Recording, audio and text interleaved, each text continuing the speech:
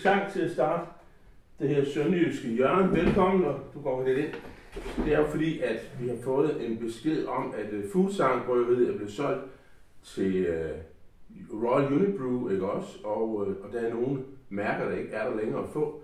Og så vil vi simpelthen smage på den her Fuglsang, som jeg købte i Haderslev for 2-3 uger siden, da jeg købte en ny bil. Og om det er noget, et eller andet fynsk revpis, de kommer på med i dag, eller det smager ligesom Fuglsang skal. Og så har vi, og det er jo faktisk Lisbeth tidligere Grøn, der fortalte mig det, at det var solgt. Det er ikke så godt. Så var der den her Ding Dong, som Finn Wiesmann, der har en pølsevogn i Haderslev, han fortalte, den kan man få endnu, og den har vi købt i Rema. Og til sidst skal vi smage på en juletuber, som er 8 år gammel, har stået nede i min kælder. Skal vi nemlig. Og jeg tænkte på, Marius, hvad var det, jeg ville sige? Ja. Jo. Moin, har du mørk i øjnene? Nej, jeg har ikke mørk i øjnene, men vi går hurtigt videre, og vi starter med den her. Vi starter simpelthen med den her. Vi har taget en original sønderjysk, ølåbner med her, som man kan få alle steder, nede i Haderslev i hvert fald. Så kan man lige åbne det. Så vi prøver her. Vi ser lige på, og så er det, nu er det jo, du jo. Har du nogensinde smagt Fuglsang før? Nej, tror jeg ikke. Nej, men det er usikkert, det går vi har. En gang skal være det første. Skål, ikke også? Og så skal vi sige, om den smager ligesom den skal smage. Godt. Skål. Skål.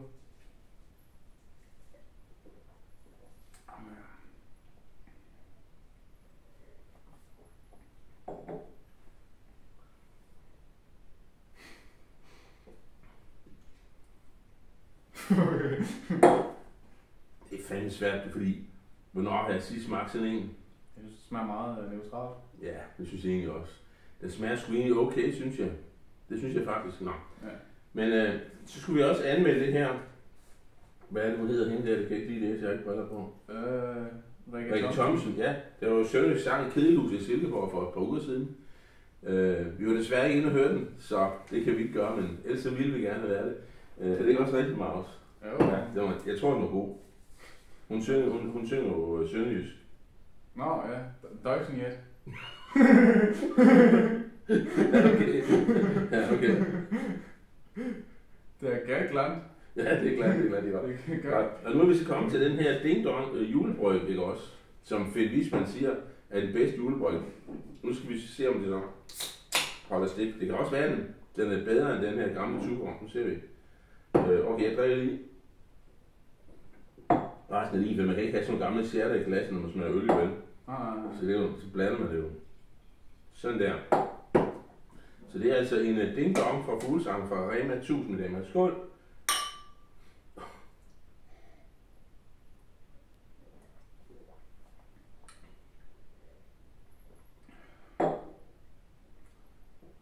Hvad tænker du? Smager mere, synes jeg. Den smager mere, ja. Smager lidt bedre, synes jeg.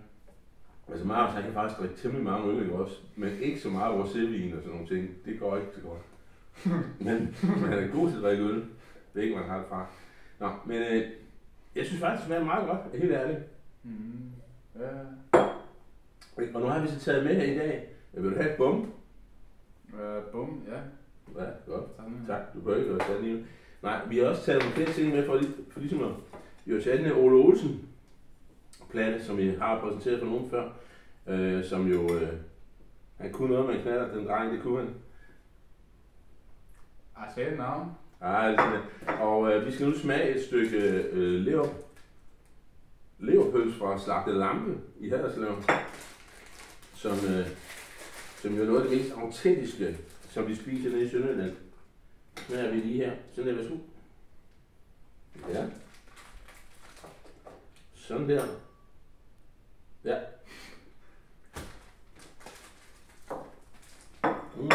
det fra Sønderjylland? Jo. Det smager fuldstændig ligesom leverpøls. Ja. Er du med det? Jo. Ja. Det var jo på det. Jeg sagde et navn.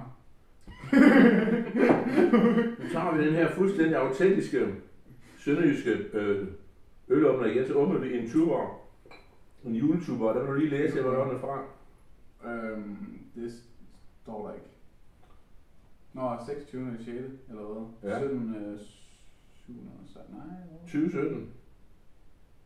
det tror jeg ikke, der står. Det ved jeg sgu ikke. Eller hvad? Han skal også have briller. Jo, det tror jeg står ikke. Men den er sådan cirka en 8 år gammel. Og har stået nede i min kælder, og det er fordi, sådan nogle øl i hverdag bliver sådan sprøjtet hurtigt ud, og bliver ikke lagret andet 2 minutter.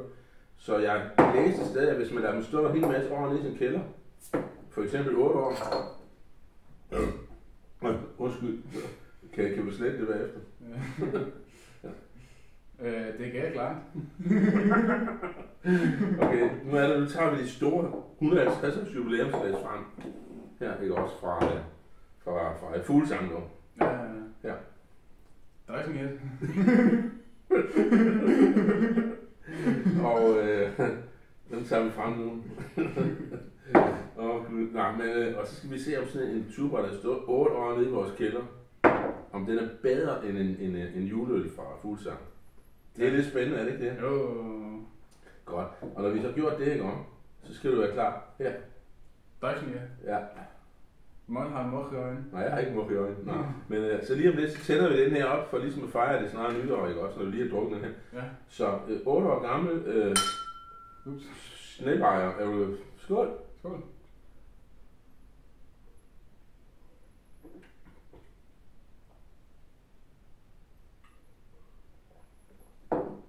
Du må godt tænde det nu.